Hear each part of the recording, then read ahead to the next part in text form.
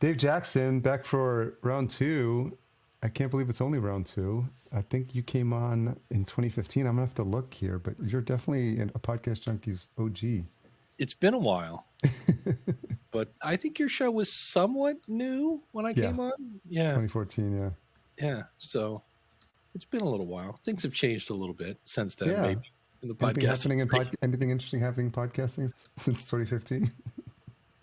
Well, now we don't, with AI, have you seen the Mike Russell video? He said, No. thinking, oh no, now I'm going to have to give things for Harry for the show notes. Mike Russell from Music Radio Creative has basically created an episode. He's shown how he 11 labbed himself, and he goes into Feedly and checks that this is a good article, and it somehow sends it to, I think it goes to ChatGPT, which summarizes it, throws it into a Google Doc, which sends it to 11 Labs, which sends it to SoundCloud. And so he doesn't do a thing. He just checks a couple stories, and a podcast comes out on the other side. This is an AI voice? It's his voice, yeah. There's a website called 11 Labs. Okay. And it's like scary, spooky good. Because I uploaded maybe 3 1-minute clips of me and then used me at the beginning of one of my shows. And I was like, this is kind of scary when you do this and blah, blah, blah. And I'm like, you know what else is scary? This isn't me. This is Robo Dave. And my audience is like, what? So that's new. I know that the script, because we use the script a lot, is building it in as well. And they don't even need it. These need like a lot of coaching, or do you record like a couple of minutes? But now I think they get the context from the conversation, and then they can automatically just sub your stuff in your own voice. So the good news is we're going to get a lot, not that Mike's is crappy, not throwing shade on Mike here, but I'm like, we're going to get a lot of crappy articles and all this AI stuff. Because for me, the part that pulls on your strings as a human are the stories. Yeah. And as far as I know, AI has not had its heart broken yet.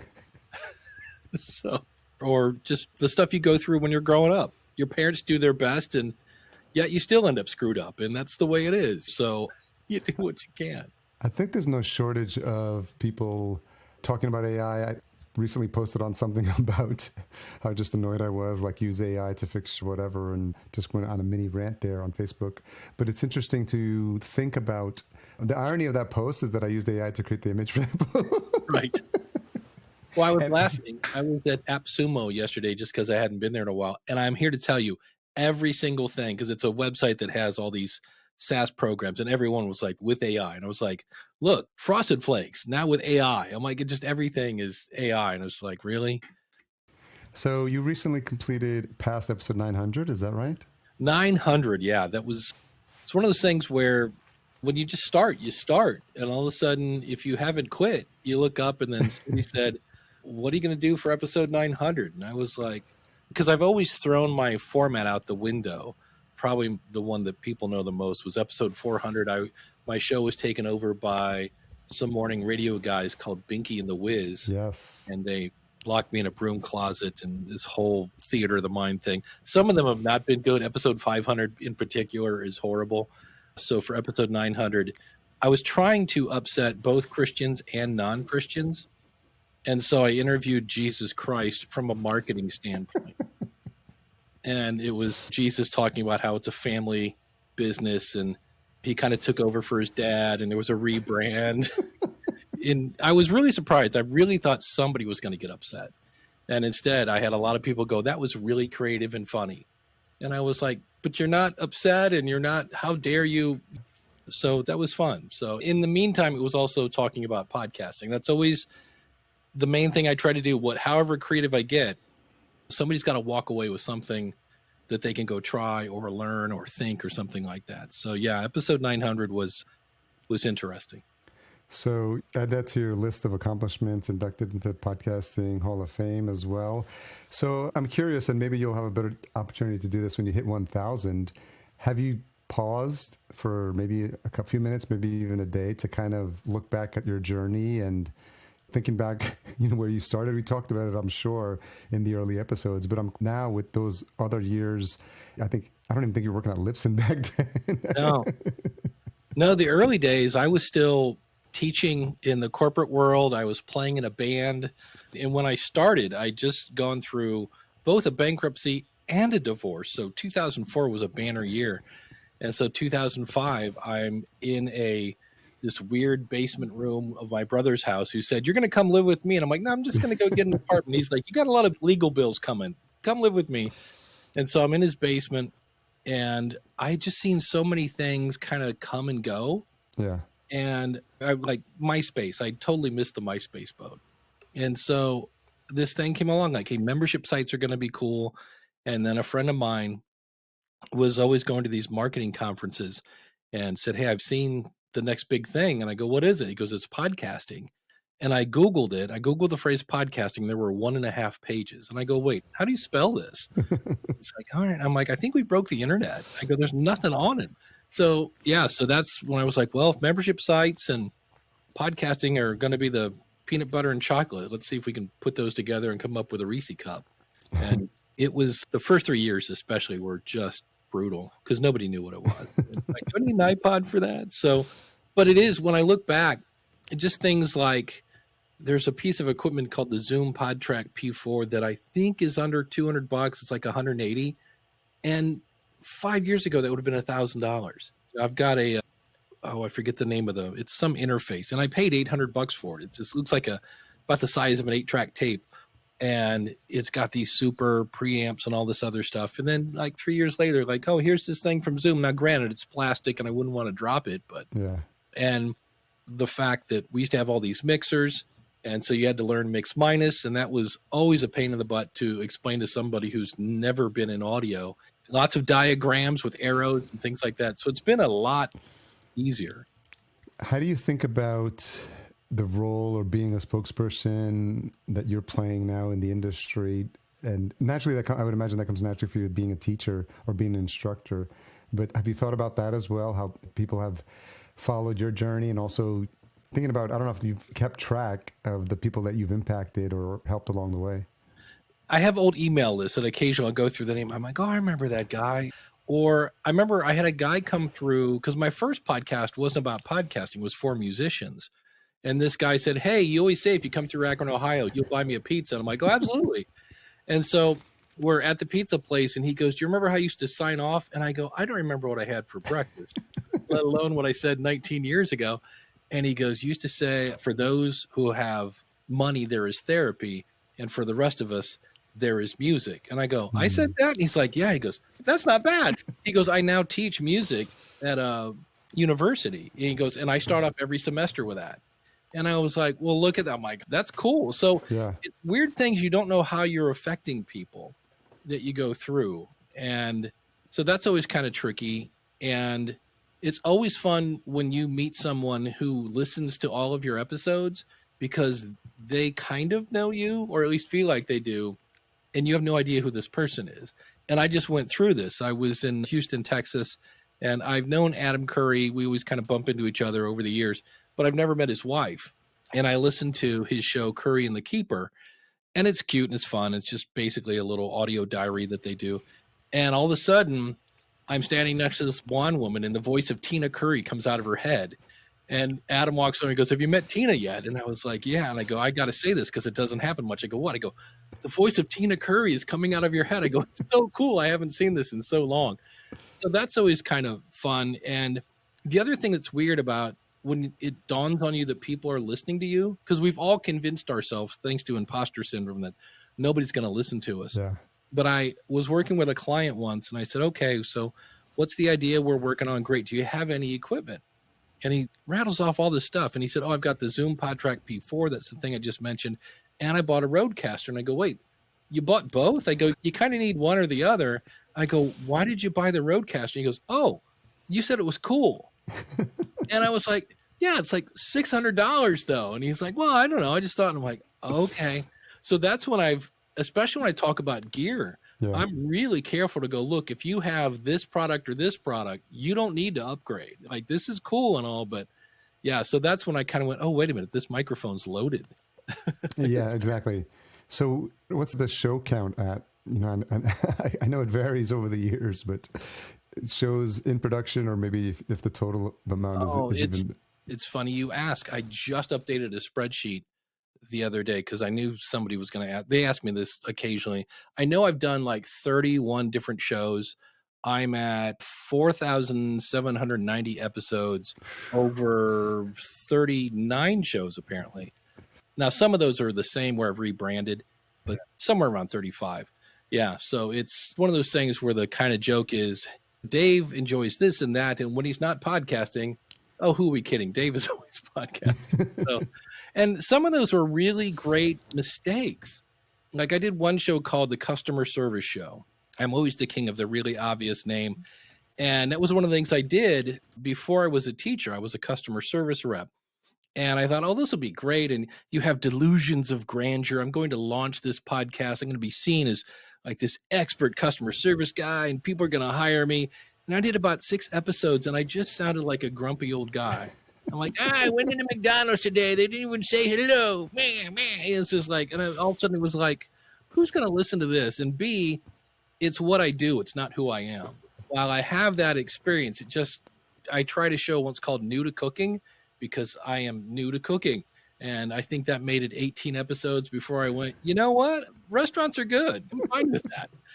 So you kind of learn from every single one. It's kind of one of my bumper stickers. You'll either end up with a great podcast or a great story about the time you started a podcast. So I'm better now because there are times when I'll be like, oh, we should start a podcast about this. And I'm like, hey, let's not. I've got, I think, 5 or 6 going now. They're all about podcasting in one form or another, with a co-host or not, or short or long, and tall and fat, and all sorts of different versions of more or less the same thing.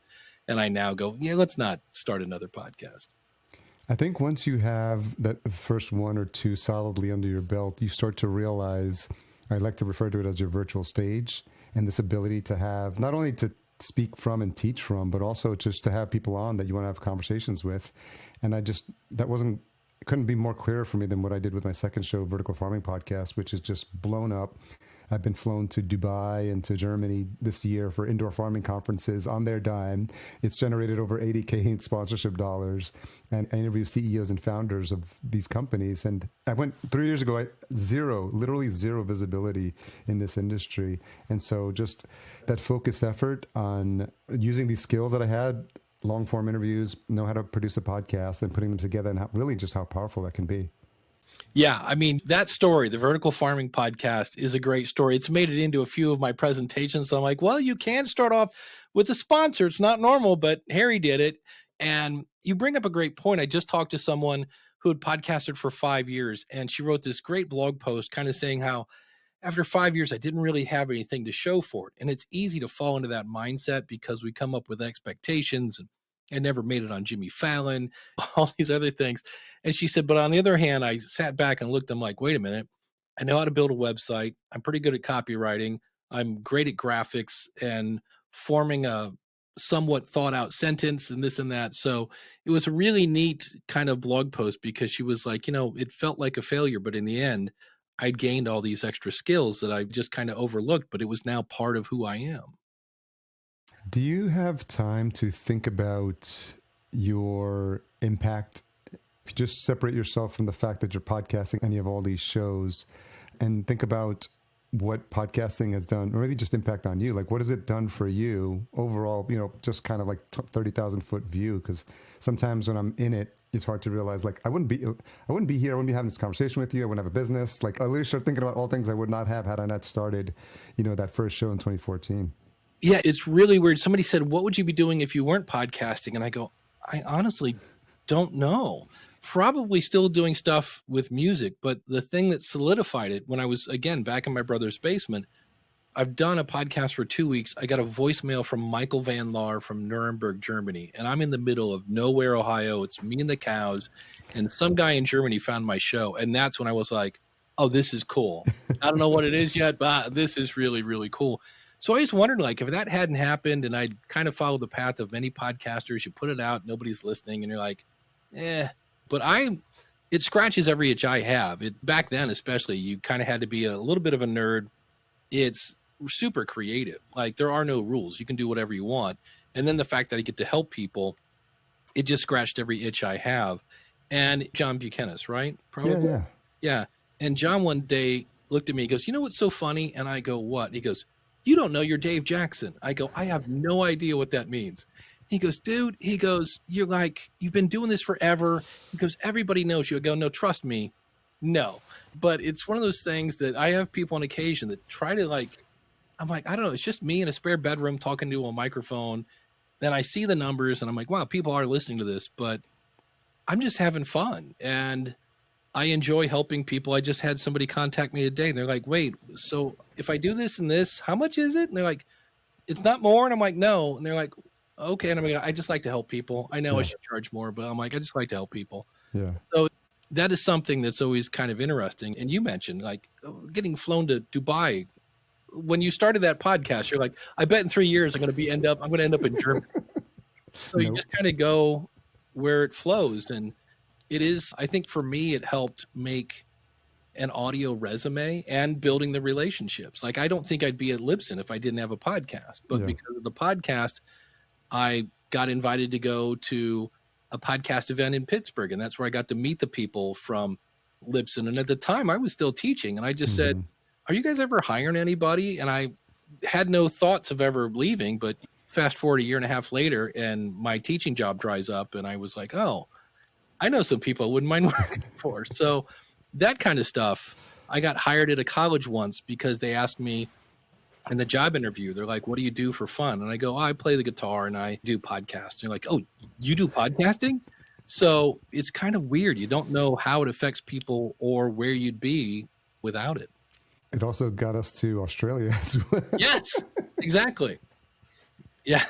And again, that to me is still one of the best, just, I don't know what, it's an event, but it was just the funnest week ever. I went to the zoo and got to hold a koala and got to know Jordan and you, Nat, and everybody. Pat Flynn is hilarious. Who knew? Travis Chappell was there as well. Travis is there. But Pat Flynn is hilarious. I told him, I said, dude, I know you're kind of a family-friendly kind of podcast guy. I go, but you got to let your humor out because that guy is hilarious. It was an interesting sneak peek and just like the behind the scenes. It's sort of like almost why I started the show, because I remember this show called Inside the Actor Studio, and you'd finally get to see the actor like, you know, just relax for a bit. And shout out to Ronsley for creating that experience. It was just really intimate conference itself. I think maybe about 100 people or 150 people attending. And then he had 2 days with us just to kind of get together and get to know each other as speakers, it's rare that you see organizers take that much time to do something like that.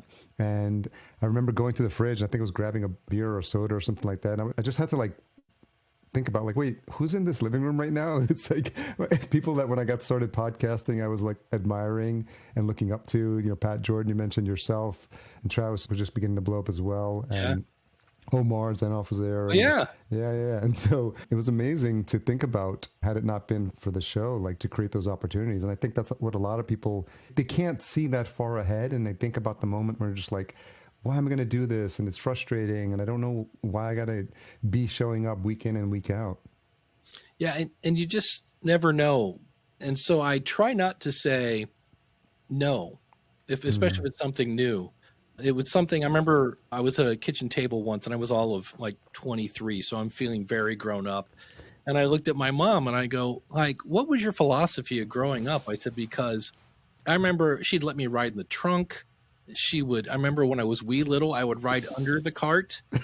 And I'm like, why? And she just said, well, if it wasn't going to kill you, I figured what's the harm? Yeah. And so I've always kind of taken that. And I've noticed that the way podcasting leads to relationships with your audience, the audience then leads to opportunities, which lead to more relationships, which lead to more opportunities. And it just kind of snowballs along.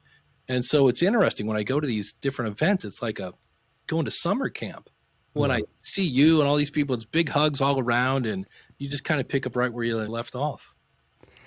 Do you think about the impact you've had personally on people? A lot of times when you get into these shows and get to see some of these conversations, and I imagine with the thousands of episodes you recorded, that some of the stuff probably gets personal or some gets into topics that maybe as a host you weren't thinking was going to happen when you hit record. But sometimes those moments happen, and it's an interesting skill because that's one more skill to learn, right? Because you can interview someone and ask the right questions and get through an interview, but to hold space for someone when they realize they've been given like a safe opportunity to share something vulnerable with you, and they do that, and you have to, have some finesse in how you handle those.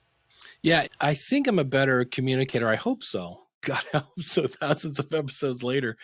And I think everybody that does a podcast eventually becomes more skilled at improv. Like if somebody throws something at you, I remember this is a phrase that not many people get to say. When I was going to my ex-wife's wedding, so she was getting remarried, and something had happened where the person that had married her and a new husband was not coming to the reception. And so everybody's like, where's Father so-and-so or whatever it was? And they're like, oh, he's not coming. And so she just looks at me and she goes, hey, Jackson, you are almost a pastor. Get up there and do a prayer, would you? And I was like, God. all right, I guess I'll just do some freestyle. Like, here we go.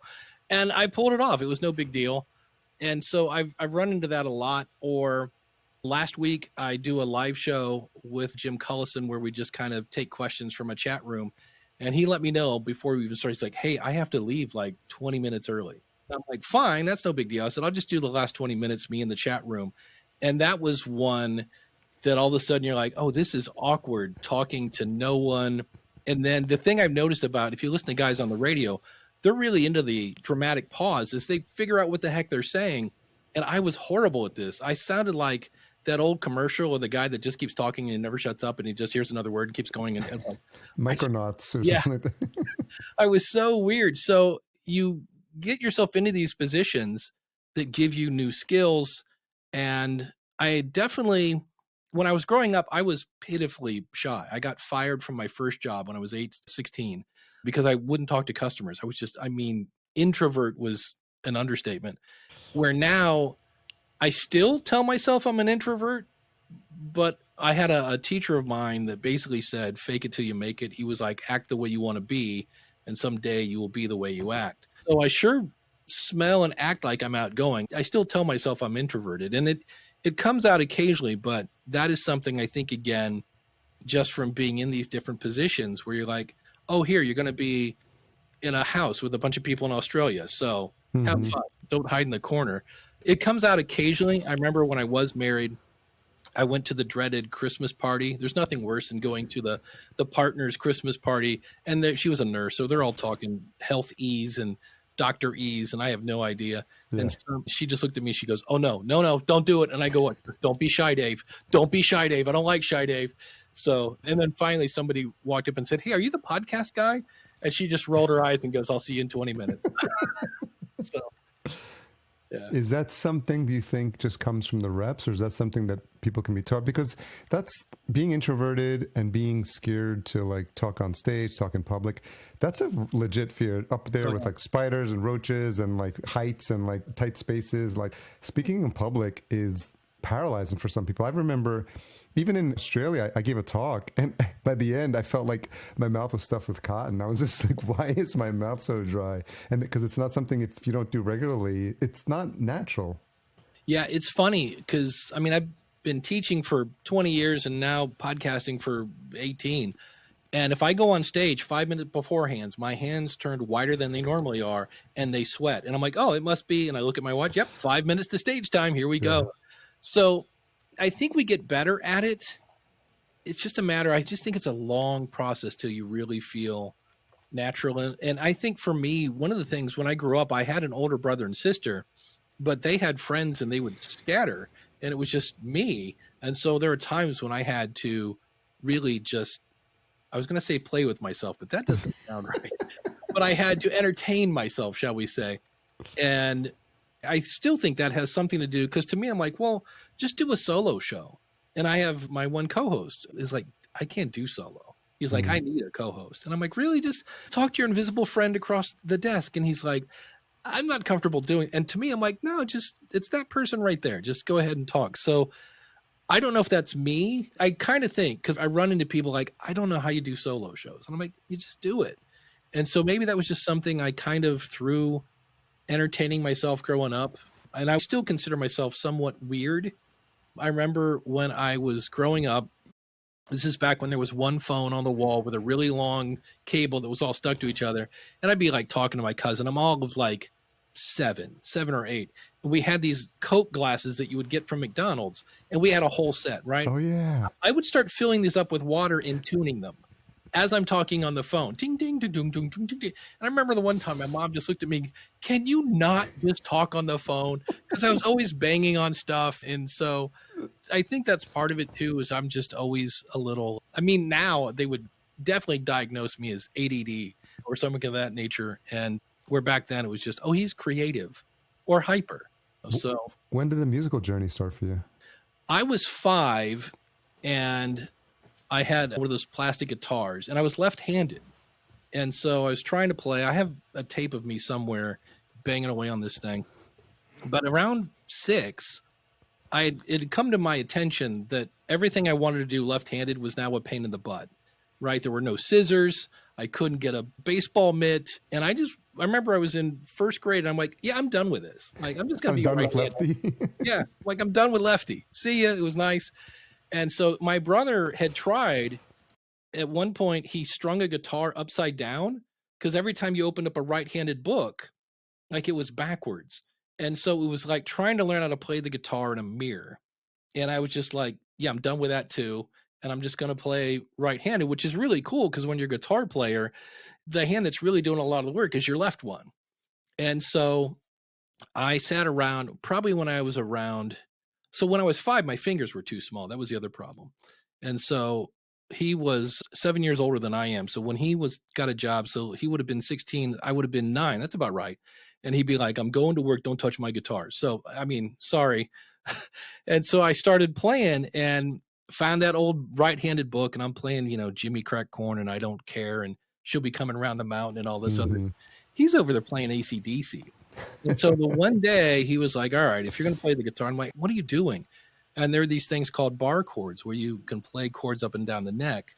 And he showed me those, and it was like a giant light switch. Just all of a sudden went, pew, and he was kind of pissed for a little bit because he watched me zoom by him. He's like, I don't like. And what was interesting about it is I had a paper out at the time, and I bought this guitar that looked like the guy from AC/DC. And then later I actually bought the guitar, like the exact guitar he had. And that got me over the mental hump because I was like, okay, I want to play AC/DC. Those notes are somewhere on this neck. I just got to find them. And so I got really good. I just did it last night. It's something I'll hit Spotify and hit a random playlist and just play along. I know how to read music, but I also know how to run a mile, and neither one I do very well. So, but I can play by ear really well. And so just one of those things, I don't know why, it just, again, it scratched every itch I had. So I would deliver my papers, I would come home, I would play the guitar. My mom would kick the bedroom wall and like, hey, it's time for dinner. I would come out, I would eat, I would go back downstairs and play for 5 to 6 hours along with the radio or whatever. Again, back then, music was not this running endless stream of water. So it's like, oh, my brother bought an album from something called Fleetwood Mac. Let's see what this is. And you'd start playing along. So yeah. And then over the years, I was in a bunch of really bad metal bands because I was really into Ozzy and Iron Maiden. And that led to a country band, which I still swear was like one of the signs of Armageddon. Like there are a bunch of guys I worked with, like, hey, you want to join our country band? Oh my God. And I grew up, my dad on Saturdays would come in at 6 a.m, hit the window shades. He'll go flapping up and on the roll and open up the curtains. My brother and I are like vampires, like, the sunlight. He's like, the sun's up. Why aren't you? And he'd go down the hall and turn on WSLR, and it was Jaybird and whop, whop, whop, whop. My truck is that whole 9 yards. So when I heard country, I'm like, I'm not playing in a country band. And then they played it for me. I go, this is not country. This is boogie with a twang. It's rock with a fiddle. And so I was in a country band for a while. It was really successful. We played all over the place. And then I thought, well, before I hang it up, I want to play in a blues band because I was a really big Stevie Ray Vaughan fan. And so I did that for like 8 or 9 years. Technically, we never broke up. Just the keyboard player had twins. The singer had a really bad online poker addiction. And we just kind of quit playing and nobody cared. But yeah, so I've been playing. And now it's weird. Have you had this yet, Harry, where you realize you're the adult in the picture? Like when kid knocks on your door and goes, hey, mister, can I mow your lawn? Well, now a couple years ago, I tried to get back in a band and I'm calling on these things. And it's like guitar player, needed for blues rock band. I'm like, oh, this is perfect. And they're like looking for somebody like ages 25 to 30. And I'm like, 50. They're like, and I remember when Grandpa used to call on my ad and be like, why is that old dude calling on my ad? And I was like, oh, wow, I'm the old dude now. So that's always fun. So maybe you can start a new band and just for and we call it age appropriate. Oh, I have it set up. The band name was Electric Groove Crusade. I got a playlist. I just couldn't find anybody to come do it with me. And bands are tough. It's like a 4-way marriage. You got a lot of ego going in there. And then you've got the families of the people that are in the band. So they've got to kind of when you get in a good band, that's why you kind of don't want to mess it up, because it's a magical thing when it happens, but it's a ton of work. Speaking of the younger kids in bands, I stumbled onto one of those scrolling trips on Instagram, and I found this kid. His name is Harrison_piano. He's like 16 years old.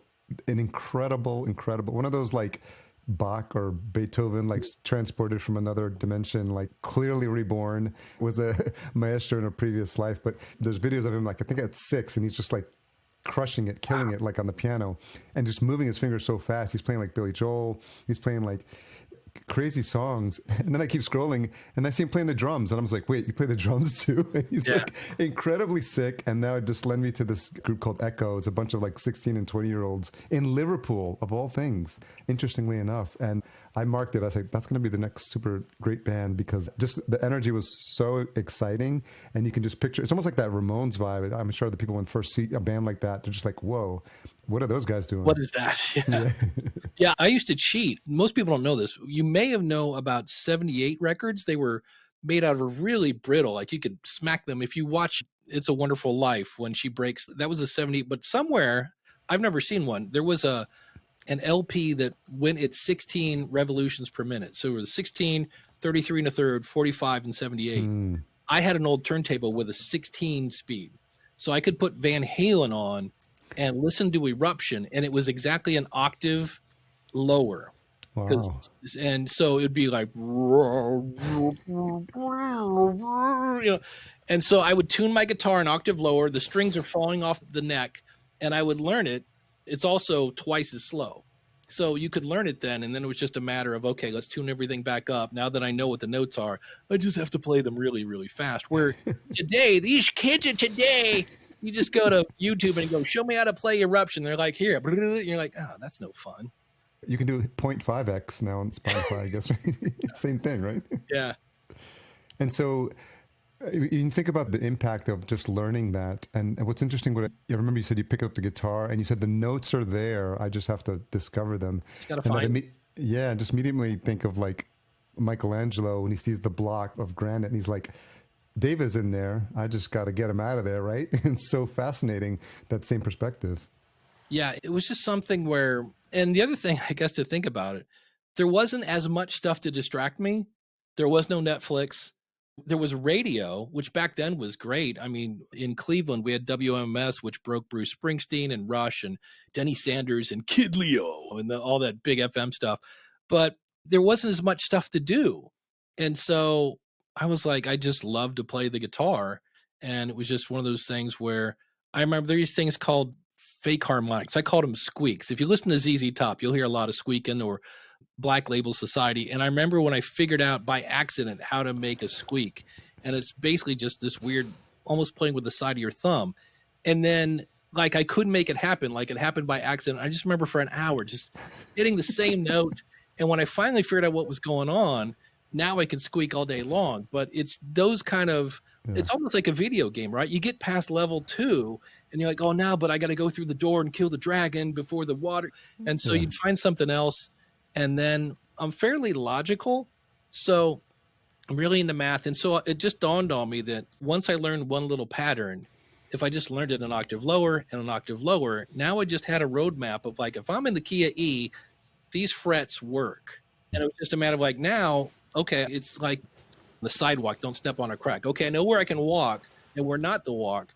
And I can do whatever I want as long as I don't go outside of these little patterns. So people are like, well, what mode are you playing in? I go, I have no idea. I just know it's a minor song, so I can add this to the sidewalk, and this sounds cool, and this and that. And that's where, for me, just music is fun, because you start off with Jimmy Crack Corn, then you graduate to Chuck Berry, and Chuck Berry leads to Ace Frehley, which leads to Angus Young, which leads to Eddie Van Halen and Randy Rhoads, and eventually you migrate to Yngwie Malmsteen.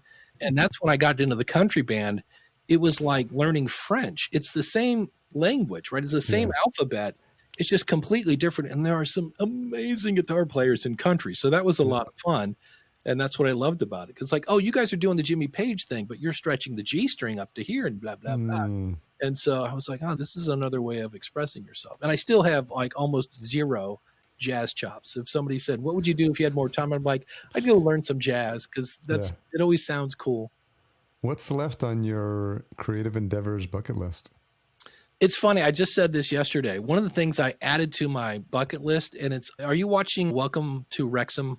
It's who's the really sarcastic superhero? Oh, Ryan Reynolds. Yeah. Ryan Reynolds and the guy from It's Always Sunny in Philadelphia, which is funny because everybody refers to him as the other guy. But they bought this really crappy football team, and they're trying to I want to somehow attend a football for our American friends, soccer. I want to attend a soccer game, not to get the snot beat out of me by hooligans, but I mean, these people sing in the stands. Like you have 30,000 people all singing along, Wrexham, Wrexham, and everybody knows it. Like it's 6-year-old kids, or they all know the song. And I was like, that looks like it's the community aspect of it. That I was like, someday I want to go to a football game in the UK and watch everybody sing along. And they absolutely go bonkers. I mean, we have football and the Super Bowl. I mean, these people, when they score a goal, it looks like they cheer for hours because they happen so infrequently. Yeah, they're just like, hey! And I'm like, okay. And you think they'd be like, okay, let's go back to the game. They're like, no, we're going to celebrate more. But creativity, the other thing I need to get into, we started off talking about AI reminds me of email. I remember because back in the day, I was teaching people how to surf the internet, which was fun because at the end, you're like, you do this big disclaimer. And I said, okay, go ahead and surf the internet. And we're in Ohio, so this guy's looking for a television set. And he typed in Canton TVs and got a website for transvestites. And I'm going, okay, remember the back button? If you could click the back button. So, but I remember teaching email. And you're like, okay, and click send to the buddy next to you. And this guy's going like, dude, it's already there. Like, it's already there. Like, how did it do that? And so I showed ChatGPT to my brother, and he's like, what is this voodoo that you are playing with? And it's just something that I know there's something there. I think for me, I see it more as an assistant, not so much like something that's going to run away. And like, I want to brainstorm with AI. I don't so much want it to do my own job because, I like to work. And so, but I also, when I first saw it, I was kind of like, ooh, I don't know if I like this because this could displace people, but the geek in me goes, yeah, don't run away. This could be the next email. And I don't want to be the guy that's like, well, Dave's old, so he doesn't understand the technology. So I want to somehow keep up with it and just have that in my back pocket. Like, oh, well, like right now I did something where I found this cool article and I wanted to use it in my podcast, but I was like, am I allowed to, is that plagiarism? I'm like, hold on. Here, ChatGPT, summarize this for me and rewrite it. And I was like, oh, there we go. It's still accurate. It's not this person's word. Perfect. So I think that's the other thing I need to kind of, again, not let it pass me by. I think it's one of those things that think about Luddites and people who just are averse to technology, if that is the word. I always get the word confused for some reason. But I think as you get older, you realize you can't keep up with everything. And there will be a point where you're just like, okay, it's like enough. I can't maintain this pace. But I think for our generation, I turned 53 a couple of weeks ago, and I grew up, thankfully, in like early 80s with the tech. And some people were late bloomers. And to see it from those early days, it almost feels like it's always going to be a part of me. It doesn't feel like probably like one generation ahead of me. They're just like, they weren't introduced into it in their formative years. So it's really not something they built a relationship with. But I have this love of tech, for better or for worse, and for all the good things that it's done. And then I think when you look at something like AI and you think of the ability to help, if it gets us to a point where we can relax and enjoy life more because we're having the robots do the stuff that's just repetitive, that there's no added value to summarize an article. Great, you can do that. I know that's a skill set people learn, but I think maybe you can go learn the guitar instead. And so maybe what we'll see is influx of just more creative creations where people are literally taking the time to like carve and woodwork and make music and draw and paint in a way that's like using more analog tools. And hopefully, I think that's one of the benefits of this, is what I see as well. Yeah, I have one of my clients is in her 70s. And when I grow up, I want to be Zeta Christian because she's not afraid of anything. She's like, oh, it'll take me a little longer, but I'll get it. And I remember once when I lived in an apartment, my license plate is podcast. So I'm walking along and this older gentleman comes up and goes, hey, are you the podcast guy? And I'm like, yeah, I'm the podcast guy. And he goes, do you know anything about WordPress? And I go, oh, I work in WordPress every day. And he's like, could you help me launch a site? And I go, yeah. He's like 84 years old. Oh And my he's like, I God. want to build a store and sell this stuff. And I was like, I want to be that guy when I'm 84. Like, you know what? Don't know what it is, but I'll find somebody to teach me. So that's the plan, at least. Where do you think we're headed with all the information that's coming out? The state of the world today, we're in October 2023. There's some crazy stuff happening all over the globe, and then it's really putting people on edge, and people are turning to podcasts now to like get some information and figure out, at least listening to long form conversations. I am a fan actually of Joe Rogan and long form conversations. There's something powerful about having a 3-hour conversation with someone and just hearing alternative voices, especially when you start to see these traditional channels and all you hear is like a 5-minute snippet. So do you ever think about podcast ability, maybe not your role, but just podcast ability to start opening up these other channels for discourse and for communication? Because it feels like we're going to need more of that. Yeah. When I first started, I said, well, I think podcasting is going to change the world. And marketers are going to see it as a great way to sell. Teachers see it as a great way to learn. So I was like, we could really learn about cultures that I'm nowhere near and this and that. And so, yeah, I do get worried because I know right now net neutrality is sneaking back on the stage. And if you, based on the stuff I've heard on a podcast, it just sounds like the government is sneakily trying to regulate the internet. And I'm like, that's not good. And Yeah. so maybe I'm weird. I think deep down, people are good. Like by default, I'm going to give you the benefit of the doubt. So I'm a big fan of like people like Joe Rogan. Let me present both sides and then you decide. And if you're in the majority, you are. If you're not, but at least now. And so I get worried when I hear people, you're not allowed to say this, you're not allowed to say that. And I had a thing, there was kind of a brouhaha podcast movement. And I came out and I said, hey, I grew up in a white neighborhood, not because I planned it that way, but because I was born here. And so I'm culturally probably not as knowledgeable as I should be. So can somebody explain this to me? And I listed some things because somebody was upset because somebody was at Podcast Movement. And I said, well, hey, there's a guy in my high school that if I never see again, I'm not going to be unhappy. I said, but he's still allowed to come to the, class reunion. And what was interesting was I wake up the next day and people are like, I can't believe you jumped into that mess. And I'm like, well, I want to understand what's going on. Again, Yeah. the teacher in me. And so I wake up and sure enough on Twitter, this guy's an idiot, doesn't know what he's talking about. I'm like, did you read the first paragraph? I said, I don't know what I'm talking about. And what was interesting is like, you could almost hear them going, wait, I'm in the playbook here. It's on, where does it say he's supposed to agree with us? You're supposed to call me a name and then I'm going to say this and you get can't. I was like, no, because I would reply, I'm like, you're right. I don't know what I'm talking about. That's why I posted this. Would you like to get on a Zoom call? And that made people go, wait, what? And I was like, yes, I would like to have this thing called a dialogue. And I'm like, I'm not here to judge. I just want to hear your point of view. And so I had 4 people take me up on that. Like, yeah, I'll help you understand. This is what this is. And this is why we feel this way. Because somebody said it was kind of a trans thing. And they're like, we don't feel safe going to places. I go, well, do you feel safe going to Walmart? And I'm expecting them to say yes. And they said, no, we don't. And I go, really? And I go, wow. I go, that would be a crappy way to live. And so it gave me a whole bunch of different insights that I was like, okay. So I hope podcasting doesn't get any kind of squelch. You're not going to like every podcast. And if you don't, it's swipe left and hit delete. You never need to hear that again. So yeah, I'm with you. I think long form interviews are great. I always say a podcast is a conversation with the boring parts removed, So yeah, I'm a big fan of that. I say bring back the dialogue and let's do a little less of the national pastime is recreational outrage. That seems to be the thing. So.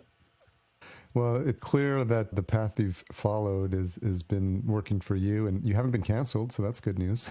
Well, I forget who I was listening to, and here's a fun name, Jordan Peterson. He said, if you don't stop, they haven't canceled you.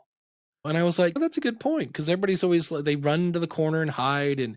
But if like you just go, yeah, okay, well, you don't like me and you took all my sponsors and whatever, but I'm still, I'm assuming Alex Jones is still somewhere talking about they're turning the forums gray, somewhere. So he's still doing his thing. I'm wondering if you think about all the conversations people are having on these topics and how they're able to just have this open forum. I think inevitably it feels like it's good because when you hear someone talk over a long period of time, there's quotes that if you didn't know who they were attributed to, you'd be like, well, that's a very inspirational thing. And then you're like, oh, Hitler said that. You're like, like, whoa. Yeah, because everyone's like said something. And I think throwing baby out with the bathwater, but just listen for the messages that are inside that resonate with you. It's like what they say from spirituality perspective, take what resonates and discard the rest, right? Like it could be 0.01% that you resonate with and the other 99% literally just rubs you the wrong way. And it's just like, makes your skin crawl, but just there's some silver lining and some gold. And I think we all had just a bit more patience and we're all able to just see each other as those little kids in the playground when they're like 5 years old. Like there's no one seeing any skin color. No one's hearing any different like accent. They're just like pure love and they're just like radiating that and just it's idyllic. But I hope we get to that point and by having more discourse, not less. Yeah. I have a friend of mine. I grew up in a church lifestyle or whatever you want to call it. And he's a flaming atheist. And if we only looked at what we disagreed on, we'd miss out. He's a great musician. He's hilarious. He's funny, he's sarcastic. And I love hanging out with him. And he knows that I know that he knows that I know. And like, there's just a topic we're not going to get into. But I also know if I ever have a question, I can go to him and like, hey, this science thing you're talking about, what's the thing here?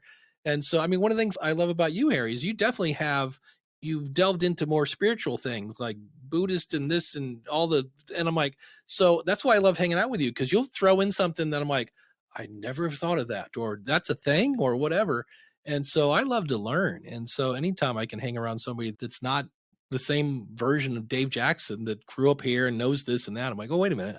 It's the teacher in me. I want to learn stuff. Yeah, it sounds like you're going to be a forever student and you're always going to find new things that you want to learn and new things.